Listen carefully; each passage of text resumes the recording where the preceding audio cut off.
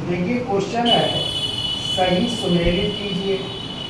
पहला कह रहा है कलिंग की विजय कनिष्क, फिर कह रहा है अवध की विजय अजातशत्रु, फिर कह रहा है कौशल की विजय महापद्मनंद, और फिर कह रहा है पाटलिपुत्र की विजय शिशुनाग। आंसर कह रहा है 4 3 1 2 सही है, 3 2 1 4 सही है, 3 4 2 1 सही है, या 3 2 4 1 सही है। तो चलिए देख लेते हैं। तो आपको पता है कलिंग की विजय एक तो अशोक ने भी की थी अपने राज्याभिषेक के 8वें वर्ष या 9वें वर्ष, 8 वर्ष बाद ना 261 ईसा पूर्व। लेकिन यहाँ पे आपका जो है कहीं भी नाम नहीं अशोक का है, ठीक है। तो यहाँ पे आंसर क्या हो जाएगा, कलिंग की विजय की थी नंद वंश के शासक महापद्म नंद ने भी की थी।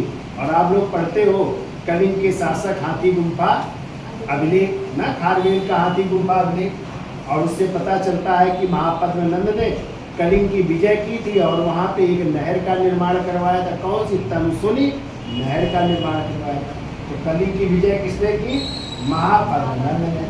फिर कह रहा अवंत की विजय, तो अवंती जो कि 16 महाजनपदों में से जनपद था जिसकी राजधानी उज्जैनी थी। तो अवंत की विजय की थी नागवंश के शासक किसने, शिशुनाग ने की थी। तो इसका आंसर हो जाएगा शिशुनाग, क्योंकि शिशुनाग ने अवंत की भी विजय की थी, इसके अलावा वत्स की भी विजय की थी।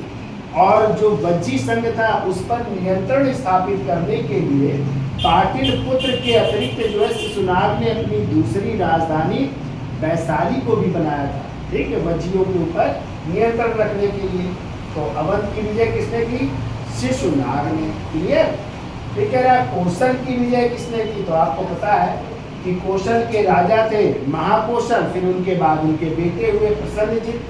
तो प्रसन्नजित और अजातशत्रु के बीच क्या हुआ था, युद्ध हुआ था, और फिर बाद में संधि हो गई थी।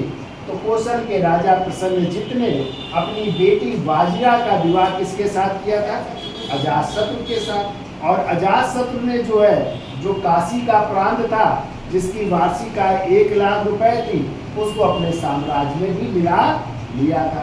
क्लियर। तो कौशल की विजय किसके द्वारा, अजातशत्रु। अब फिर बचा पाटलिपुत्र की विजय। तो पाटलिपुत्र की विजय किसने की थी, कनिष्क ने की थी। और जब पाटलिपुत्र की विजय कनिष्क ने की थी तो आपको पता है वहीं से एक बौद्ध दार्शनिक अश्वघोष को भी प्राप्त किया था, एक बुद्ध का भिक्षा पात्र भी प्राप्त किया था, और एक अद्भुत मुर्गा भी प्राप्त किया था कनिष्क ने।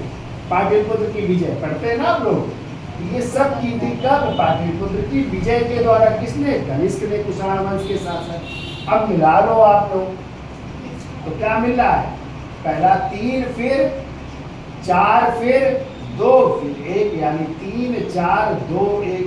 कौन सा आंसर हो जाएगा आपका, सी आंसर हो जाएगा, 3 4 2 1 हो जाएगा।